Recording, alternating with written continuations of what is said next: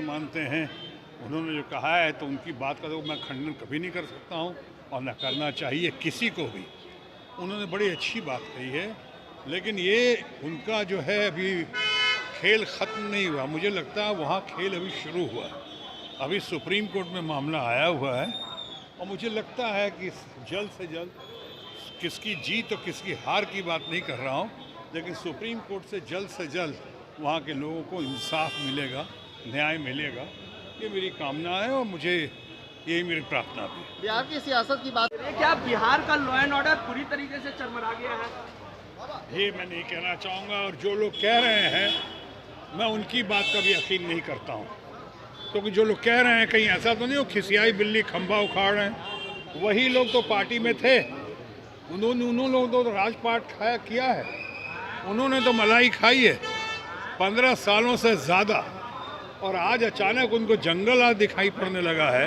इस तरह की बातें करते हैं, ये शोभनीय नहीं है। इसे कह सकते हैं खिसियाई बिल्ली खंभा उखाड़े। हमारे बिहार के लोग बहुत अच्छे हैं, बिहार की पुलिस अपना इन्वेस्टिगेशन कर रही है, जांच पड़ताल कर रही है, लॉ अपना रास्ता तलाश करेगा। Thank you. क्या मानते हैं कि तेजस्वी यादव बिहार का नेतृत्व करने के लिए सक्षम है और उनको मुख्यमंत्री बन जाना चाहिए? अरे जब प्रधानमंत्री हमारे माननीय दोस्त नरेंद्र मोदी जिसको सक्षम माना जाता है देश का नेतृत्व करने के संभालने के लिए, तो ऐसी क्या कमी है हमारे तेजस्वी में? तेजस्वी आप और हम में क्या कमी है? अगर हमारे ऊपर लोगों का साथ मिले, सहयोग मिले, आशीर्वाद मिले, संख्या बल अगर हमारे पास हो, तो मैं तो शुरू से कहता कोई भी प्रधानमंत्री या कोई भी मुख्यमंत्री बन सकता है। आप भी बन सकते हैं और शायद मैं भी बन सकता हूँ। धन्यवाद। एक सवाल और है सर, पटना साहब के सांसद भी रहे सर आप। एक सेकंड।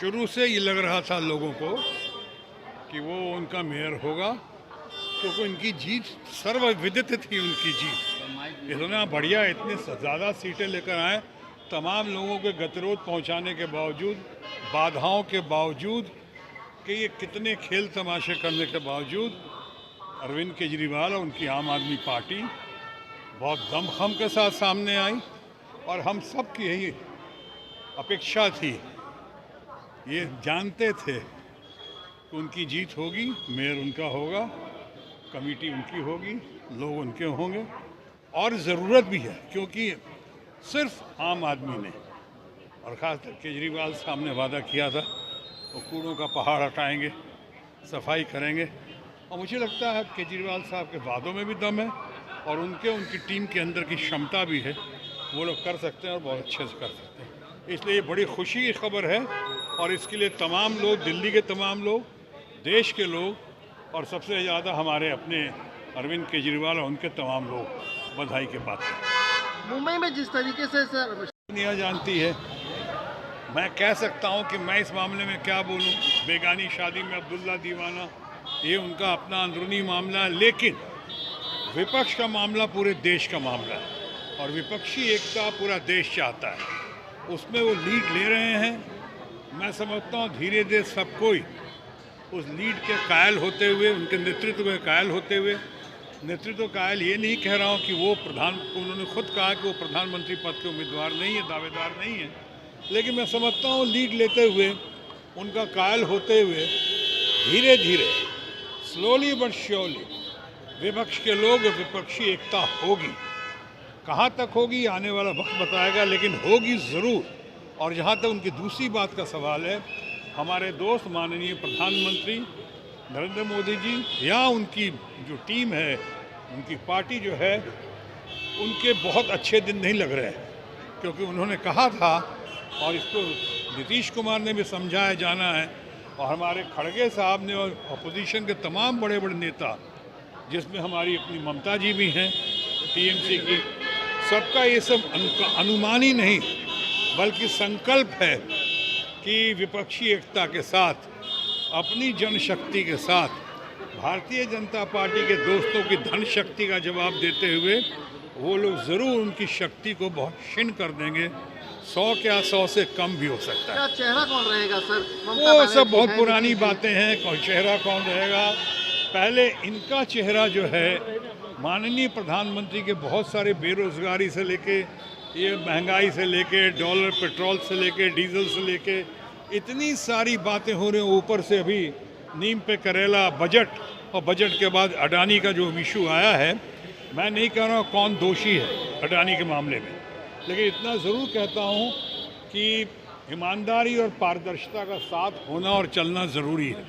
इसलिए पारदर्शिता का तकाजा है कि अडानी पे इन्वेस्टिगेशन हो, जांच पड़ताल हो। बहुत सारी बातों का जो प्रधानमंत्री जी ने पार्लियामेंट में जवाब नहीं दिया है, उनका जवाब देने के लिए उनको सामने आना पड़े, चाहे सुप्रीम कोर्ट की तरफ से या विपक्षी आवाज़ एकता की तरफ से, उसका जवाब दें। तो यानी इंक्वायरी हो, इन्वेस्टिगेशन हो, और अगर ये इरादे हैं, उनके नियत है इन्वेस्टिगेशन के, तो फिर इन्वेस्टिगेशन सही तरीके से होने दिया जाए। मैं अभी नहीं कहता हूँ कौन दोषी है और कौन दोषी नहीं है। तो इन सारी बातों को देखते हुए लगता है कि बहुत सारी बातों का, बहुत सारे इश्यूज़ का जवाब देना बाकी है। तो कौन होगा प्रधानमंत्री विपक्ष से, वो तय करने का भी फायदा नहीं। पहले ये कौन नहीं होगा और किसे नहीं रहना चाहिए, वो सब जान रहे हैं और सब मान रहे हैं। तो जहाँ तक इनका सवाल है कौन होगा, तो हम लोग बचपन से सुनते आ रहे हैं, आप भी सुनते आ रहे हैं कि after Nehru who, after Jawaharlal Nehru, after Lal Bahadur Shastri who. ये हु चलता रहता है, फैसला हो जाता है, देश की जनता फैसला कर देती है। राहुल गांधी चाहे उनके लोग नेतृत्व में बहुत अच्छे हैं, सक्षम हैं, काबिल हैं। उसी तरह हमारी ममता बनर्जी भी लोग कहते हैं इकलौती महिला मुख्यमंत्री हैं जो बहुत ज़बरदस्त हैं, बहुत शानदार, बहुत दमदार है, ट्राई टेस्टेड और सक्सेसफुल है। मुझे लगता है कि आने वाले वक्त में 2024 में ममता बनर्जी भी एक बहुत बड़ी गेम चेंजर बनकर सामने उभर कर आएंगी।